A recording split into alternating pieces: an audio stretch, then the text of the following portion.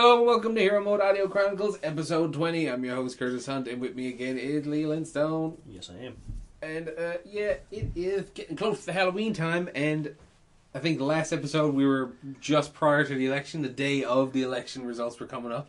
And, like I said, we didn't know shit about it, but we... Yeah, we thought it was going to be like a fucking couple days or a week or something before we actually hear anything. It was that nice. Yeah, so we were attent all night, watching the results right up through, and pretty fucking... I was pleased. I was pretty happy with the way things turned out, the majority. So here we are in a fucking liberal majority government, and for this episode, still blaring towards Halloween. Yes. This weekend, for fuck's sake. It's just a couple days away. Fuck. So yeah, I still really don't know what to be doing the weekend. I don't want to go to Mardi Gras, but do something. Well, I gotta stay give fucking treats out to the kids. Carolyn made up all these crazy loot bags. You see, man, if I was a kid, I would have come to this house like 3 or 4 times. All you kids listening, come here. Because the loot bags are retarded. Okay. So yeah, I've been watching a lot of this. Do you remember? You can't do this on television. An old school Canadian fucking sketch comedy show. Just parts of it though. So I've been watching it like crazy the last few days. It was I don't know if it's nostalgia or what it is, but I got a real appreciation for the show actually after going back and looking at it. Like I remember like watching a lot of it when I was a kid, but like not being super aware, not really being all into it. And I think a lot of it too was because to me it looked old. Like the production was like hazy, didn't have the sharp sleekness of all like cartoons or American TV, so it wasn't attractive to me at the time. But going back to it now, man, for a show that's done by mostly kids, like mostly being they're all kids except for one dude. Like it was well done for a sketch comedy show, and like being able to be written cleverly for 7 seasons. 7 seasons. And staying clean, which is like is not easy. And like because the jokes too, they're not stupid. Like the writing on this, I would say, is better than most of the kids stuff going on TV today by far. And the one guy in it plays every male character in it that's not a kid. Oh, the older guy there. Yeah. In this scene, the dirt stash. Yeah, like he plays that like the producer guy, but he plays like all the dude, the executioner, the bus driver, the chef, the dad, like, and he does a good job. Like, it seems to me like he had to be a big fan of Monty Python from what he was doing, because it seems like that's where he's pulling a lot of it from. Well, I don't know if he's pulling from it, but like it feels inspired by like the characters are so like I don't know what the word is, but they're so fucking like fiercely like portrayed, like really like shamelessly silly, and like it reminds me of old like John Cleese stuff, like the way he would like just really aggressively get into like a silly character, you know what I mean? Like really commit, like you believe that he really like was all about that, you know? No, I mean he's not to the extent of fucking like John Cleese, but decent for, like I said, Canadian like volunteer kids show. 1979. Yeah, like, and apparently it started out as a local cable access show and got picked up and then became this huge fucking syndicated show. Like it got pretty far reaching. Like, these are hour-long episodes. That one is, yeah. So, and, yeah, but see, it's crazy, like, and I actually think it had a lot to do with my tastes of comedy and stuff growing up when I started looking at it, like, because it was, stuff in this now was kind of so shamelessly, like innocent. They were making, like, fat jokes and stuff there that, like, this show wouldn't get on TV. Like people would be bitching about parts of it, especially because they're kids. Like there's a kid that gets shot in almost every episode. Like shot and killed, right? Because they have a reoccurring skit with the executioner. Now a lot of times the executioner gets killed, but they do have ones where the kid gets killed.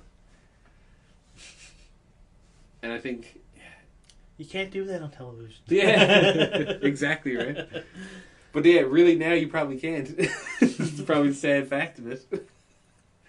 You really can't do this on television anymore, and that's why it's not on TV. That's why it's on the internet. Found on the interwebs. Been watching it all fucking online. So yeah, big appreciation for old school Canadian TV, man. Like, I think it's ahead of its time. It's like Tom Green. Like, if you think back to what Tom Green did, I think we might even talk about this before, but like, that was before Jackass. That was before, like, most, like, prank shows and, like... Yeah, it's true. Like, he was doing shit way ahead of people, and in a time where there was no type of viral media, like, we seen, like, remember you used to have to buy the VHSs, like, you'd see a TV commercial, phone this number and buy this VHS my God. of, like, Tom Green's whatever, and it was fucking crazy popular. He had a #1 hit song on fucking Billboard charts or something with My Bum Is on the... My Bum Is on Your Lips. Yeah, with the Lonely Swedish, with My Bum Is on the Cheese, is it? Or Bum Is on the something? I don't know. But that was a #1 fucking, like, top of the charts hit. To the point where they actually... There's, like, an interview or something where they were talking to him and talking to Tom Green about it. And apparently he was in this meeting or something where they told him that they were going to pull it off the charts because, like, it was like they just wanted to get it out of the #1 spot. Wow. Right, and get these other music, like get their other artists and stuff up into the charts and stuff. But so it illegitimately got pulled from the #1. Like, that's hilarious. Yeah, and I mean, now you get like so many copycats and wannabes like that are like doing stuff that he did like years ago in fucking Ottawa and no one knew about on cable access public TV show. Another example of like cable access show that eventually went to this fucking, you know, hugely fucking crazy status. Like, fucking, yeah, man, you gotta watch out for the local Canadian cable access. That's where it's at. The fucking people breaking boundaries, like, making shit happen, changing the world, changing your life. Oh yeah, talking about post-election. Now the liberals are talking about legalization. Yes, apparently 18 months from the date he was elected, which was October 20th, which brings you to 420. So he knows what the fuck he's doing, for sure. Oh, like, definitely. To plan to be like, yep, marijuana's going to be legal on 420. 420 2016 is when the bell goes off in Canada. Oh, 2017. 2017? Yeah, he said 18 months. 18 months. Oh. It was a year and a half, right? Oh, yeah. Fuck yeah. I was thinking like 6 months. Still, yeah, 18 months, fuck. There's something people have been waiting for years. But it's crazy that it's going to happen. And so much to the point that fucking the Hells Angels are protesting in Parliament. Because they're making too much illegal money. Yeah, because, yeah. And it's like, that should be like a big kind of wake the fuck up, like, realize how good of a move this actually is, that we got the Hells Angels fucking freaked out about it. Right? Like, obviously they're fucking gonna lose a lot of money, but they'll just change it over to the harder drugs. Oh, yeah. Well, you were saying, I think it was Carly was saying that people were saying, like, oh, I make my living off this. Like, that's all they do, basically. Like, they don't know anything else. And now all of a sudden it's going to be legal. They don't have to do that or can't do that anymore, really. Not to make money off of it. As they just open up a shop. I'm wondering Work if at it's McDonald's. Yeah. No, but I wonder if it's going to be, like... Is it going to be its own, like... Is it going to be, like, an NLC, like a liquor corporation, but it'd be, like, the weed store? You know what I mean? Like, would it be the Cannabis Corp?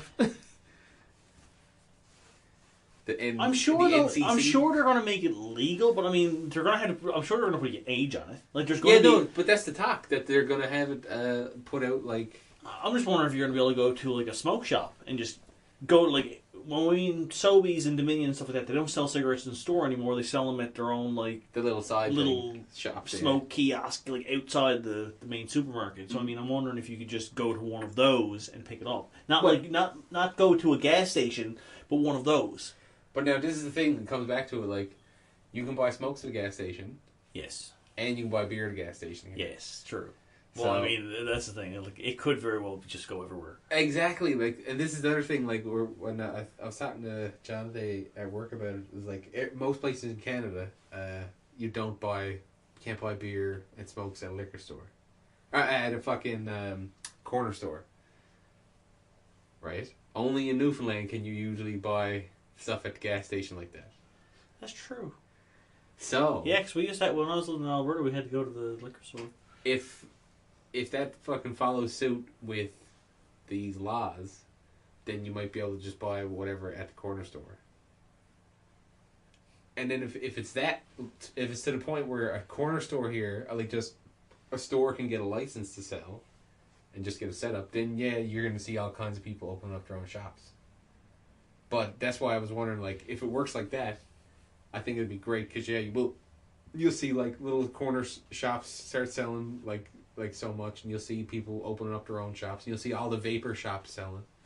Oh, definitely. Right. And can you imagine the hookah bar downstairs, downtown? Well, yeah, exactly. Like I think they were fucking like planning on it, like waiting. And you know, smell it coming. Exactly. You know, they're just like, fucking business is gonna boom. Like, but we better buy that building across the street before next year. But what if it was like, it became like an LC or something? Like, you go to this fucking government regulated building, right? And it's. I mean, that'd be whatever.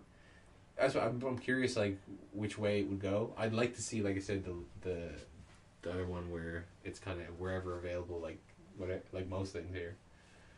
Because I think that's the truth of it. Like, it's gonna be funny for a few people for a little while. I think the older generation are gonna like have a hard time deal with it first, but then they're gonna like. It's gonna be interesting to see when they all start smoking and being like, oh. When people, yeah, all these people who've never tried it or was always afraid, oh no, it's illegal, whatever. Yeah. All of a sudden, they're like, these are the people you're gonna go to the NWC. Yeah, exactly. Right. You're gonna go to this building. And, like, these are going to be the awkward people looking at the stuff on the shelf and being like... all red-faced when they go red red-faced and embarrassed and don't know what to be at. Young people coming up alongside them. Yeah, this one's good. You got arthritis? This one. Can you help me? But see, that's the other thing I think is going to be great. You're going to see a lot more old people getting it. And it's going to help with a lot, like, cheapen medication for people because it helps with, like inflammatory problems and arthritis and shit. Like, I think I might have told you about this. A friend of ours, I think it was their aunt or great aunt or like grandmother or something like that. Someone gave her cookies, fucking weed cookies. Nice.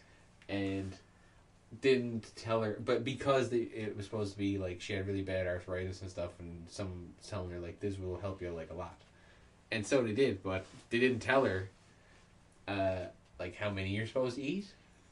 Or how strong they were, and they were talking to her. It's like, oh, because they sent her the package or something, and it was like, oh, did you get the cookies? It's like, yeah, they're really good. They're like, oh, how many did you eat? Like, she's like, oh, I had 2 or 3.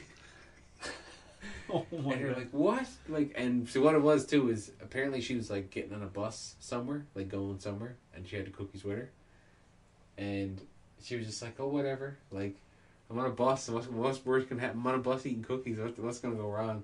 So, you got this old woman with a box full of fucking weed cookies, like, blitzed out of her head, right, eating 4 and 5 cookies. Like, like something I've never even come... No, I don't even know anyone who's come near, right? And, well, actually, I've never eaten any of it before. Ever. No? No. Me and Walls have made them. Yeah? Oh, they're delicious. As I've never had it, never tried it. But, yeah, apparently, you know, it's pretty potent. We made brownies. From what I heard. So this old lady getting some relief from her fucking arthritis, you know, just riding the bus. Fucking having the time. And that's what I think is going to be great for it. Like, for these older people, like, I mean, they can't really do too much, you know. Like, they're sore and fucked up. And this will be a good, you know, bit of ease from a lot of stuff. You know what I mean? Even the mental side of it, you know what I mean? Like, there is... I hate that whole, like... From a lot of, like, the conservative side people where it's, like... When the medical argument was going on, and it was like, oh, yeah, well, you can get it so that, you know, you don't get high. You can just get cannabinoids, so we try to do that. And it's like... It's like, why does there have to be some shame to this fucking side effect? Like, it's like, no, okay, well, you don't get the fun part. You only get the medical bit. Like, we're gonna try to just give you the medicine. It's like, you could just, not go through the trouble and just let it go naturally like it's supposed to, which is proven to be the best, administered method. And no, just because then you're wrong, and then that's an issue. So it's got to be some weird bullshit. Spend all this money separating and doing everything else and getting all this separate stuff. And blah, Which blah, they blah, do. blah, blah. And they totally do all that. It's gross. But it's funny because it's all starting to change. And I think I was really starting to think, man, like, fucking Justin Trudeau could be the Canadian JFK, if you know what I mean. I'm interested to see if he's going to keep to, like, basically his speech, like the main things he was hitting on, like. But that's like, he seems to be good for it so far, and like, he seems to be doing really well. And there was a video I seen where it was him out in Toronto, and I mean, obviously this is a bit of publicity, but there was a certain part that I noticed that I thought was really cool. So yeah, it was just him going around in Ottawa, just walking around the streets, out meeting people, shaking hands and shit. But like, he didn't have fucking Paul Guards or anything around him. Like, he was just out, like. Oh yeah, I seen something like that. He was in the subway or something like that, just like greeting people, and it was just him and like two other dudes. And there was like people just walking by, didn't know it was him. Like, and you see in the back, and then they're just looking, and then they're like, like they see they're probably used to seeing cameras bombing around, but they didn't realize that dude in the suit, right there, talking to the guy in the camera, is a fucking buying a coffee with your husband, right? And that's what he was doing, getting selfies with people. Like, he was actually like taking their phone because most people were too slow. He's just like, no, I got it. And that was really cool. I thought, like, and it made me think about something that Mike Tyson said when he was talking about Floyd Mayweather, because right, where he's saying where he's not a man.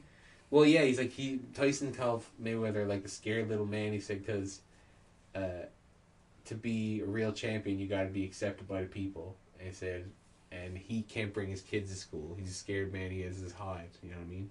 He can't be seen in public. He won't go out.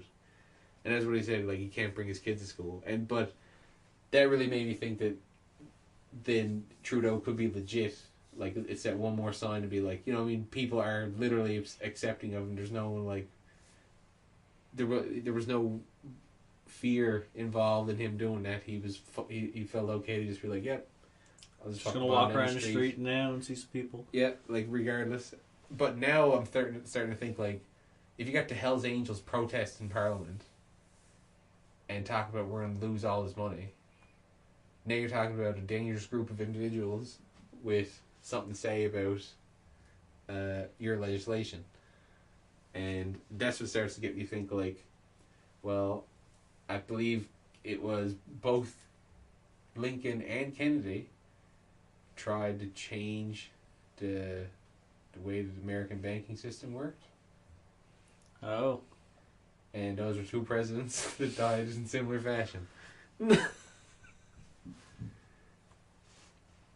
that's, you know what I mean? Like, people who try to change certain parts, like, start to, step on toes in certain areas, then you start to worry, like I honestly, when they first elected Barack Obama and he didn't get shot, I was like, okay, that's great. Like, maybe America's not that bad. Like, because I was like, Jesus Christ, someone's going to shoot him. Like, he's going to be assassinated. I was expecting it.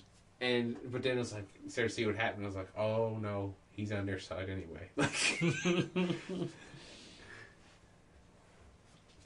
but that's what I mean. Like, and you're talking that level of control. You're talking about stepping on big angry shoes, right? So, and he seems to be doing the right thing, which makes me believe that he's got to be making enemies, right?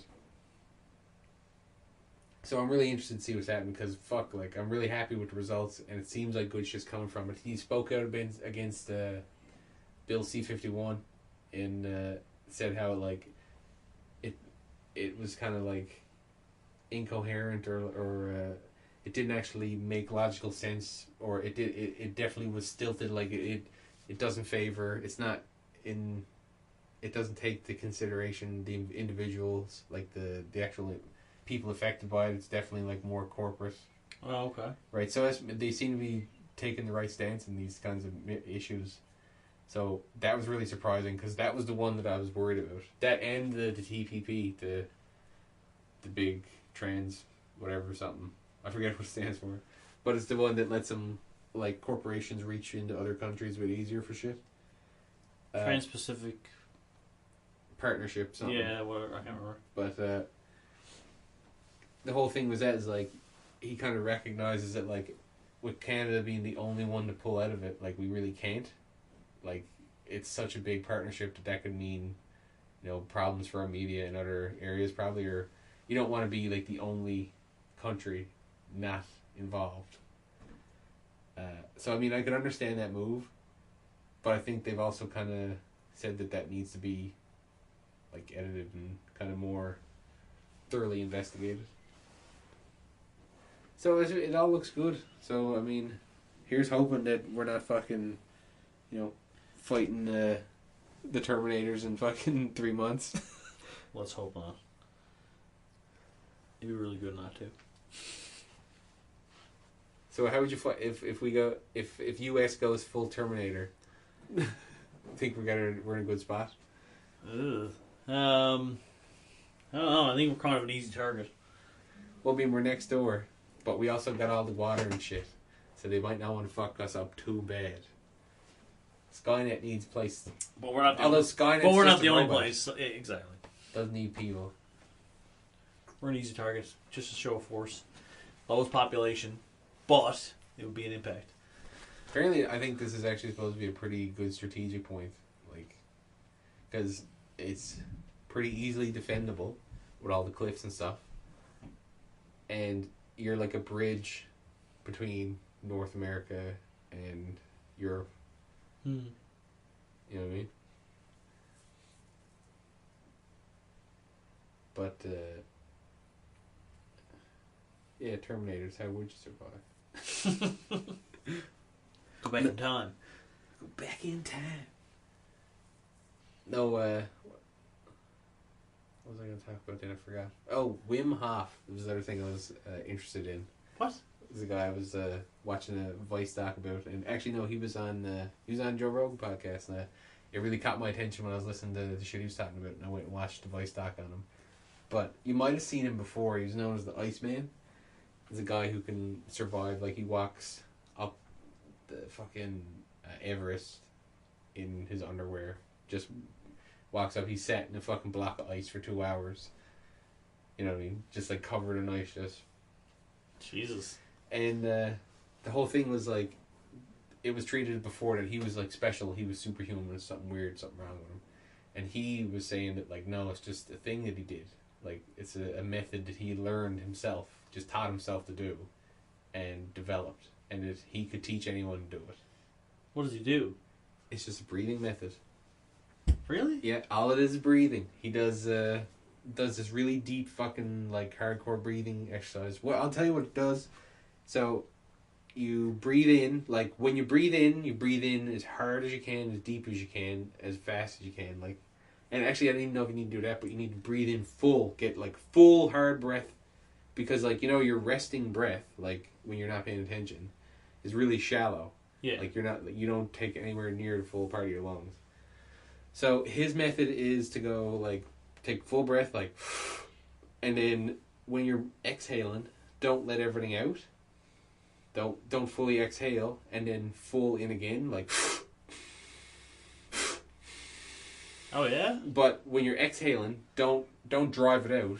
Just relax and let it come out. So. And, okay. But don't, like I said, don't let everything out. But relax when you're letting it out, and just do that. Like, keep doing it, and as all he does is coax people through it, and people get lightheaded, people trip out, people seize up, people cry, people. It reminds me of that dragon's breath. Breath fire. Oh, breath from fire. Kundalini Yeah, yoga, yeah. And it's similar. It has that similar effect, right? But it's couldn't with the breath of fire. You're also driving out as much as you're driving in, so you're supposed to do it at an even pace with that. So it's like same thing. But this is just in, relax, but like you're pounding the air in still, but like you're not getting it out of you. And what he does is he does that for like 30 times, and then on the last one you hold in hard, and like stretch and press the air into like your back, your neck, and your chest, and just like how you kind of hold it, or like that's how you're supposed to kind of try to move it. And then what that does is hyperoxygenates, and by doing that, that's how he conditions his body to stay at certain temperatures, and how he controls his endocrine system. So this is his whole thing. This is his breathing method to get up his oxygenation and then keep his body kind of pumping. But he has a method that lets him control his body's reaction to things through this. This is how we learn to do it. And this is all scientifically proven now, documented. And that's why it's becoming a big deal. Is because now, like, he's been known for a while, but now all the trials and stuff are done, and like stuff's proven that he can do, and that he can teach people, because he's taken people. Like, you can do it now. There's seminars, people doing it, teaching the Wim Hof method of like hyperoxygenating and conditioning yourself against the cold. So if you did it in a couple of days, in 2 days, you'd be able to, like I said, walk up Everest, which they do. They take people, and they always After a couple of days. Yeah, after a couple of days, 2 days. Wow. He's taken groups of people and trained them in 2 days, and then walked up the hill with them. He does it all the time in the voice. He's in 2 voice docs, I think, but in one, he takes the guy who's there to interview him and stuff, and puts him through the method, and the interviewer talks about what it's like, you know, and what he felt and everything as he was going through it. He goes up the hill. They gets out in this fucking like crazy like Arctic water and stuff, you know, and you know he's not bothered. But what's really cool about him is he's like Mr. Freeze from Batman, but except he's not a villain. It's like if Mr. Freeze dedicated his life to a different cause, instead of fucking trying to kill Batman, he could have been Wim Hof. Because Wim Hof's wife committed suicide from mental illness, right? So that drove him fucking mad. And he had this whole like kind of weird life breakdown and stuff. Or, well, not really crazy breakdown, but something he was working a lot on. He wanted to figure out how something like that could happen, like what was wrong with her and what he could do to fix it. And this is where he said he got to a point where the water was calling him. Like, he just wanted to go into the water or something like that. And he went out into the cold, like the Arctic water. And he said he didn't, I know, you'd have to watch it to see how he explains it, but he said that it was, the cold became his teacher. And it kind of showed him, like, not to fear death and all this shit. Like, it was crazy. Like the stuff he did was mad. Like, and he doesn't get all spiritual about it. Like, he's really like straight up about it. So like when he explains these certain things, it's just like, this is how it felt. But like, this is the decisions that he made to get to do that. Like, it's not like he says like, oh well, I got mad powers from it or anything like that. He just said like, no, like, I did this, and the reasons that I did it. Then he has his own philosophy for it, right? But yeah, he ended up teaching himself how to resist cold and how to like keep his body like alive to the point he doesn't get frostbite. He was forged for the cold, molded from it. Yeah, like he doesn't get frostbite. He walks in the thing. He goes barefoot, right? And like he's out just walking in the snow and everything. And there's a reason. Like they said, like because he keeps his body so, like, he's so focused and he keeps his body so like powered up with it. The cells don't drop below a certain temperature, like the body cells. So they don't freeze, they don't die. Right? They won't go below whatever Celsius because he holds his temperature so well. Like when they put him through the test of the frozen block 2 hours, his body temperature didn't change. And when they injected him with an endocrine or an endo poison or whatever, which is basically supposed, or endotoxin, that's what it was. It's basically injecting you with the flu, right? He's supposed, if you or me were injecting, but we'd start to get cough, sniffles, runny nose, all that shit. He fucking burns through it with his body. Like he can control his immune system to turn it up and let down, basically, to fight it off. He kept his body from inflammation or anything happening just through will. Wow. Like, and that's what I mean. He said he can teach people how to do it, and this is how he started to learn how to do it. He tried to figure out, and this was his whole thing. So, your body, and this is the best way to explain it, actually. So let's say, if I ask you right now, get your adrenaline going for me, like do it now. You can't do it, right?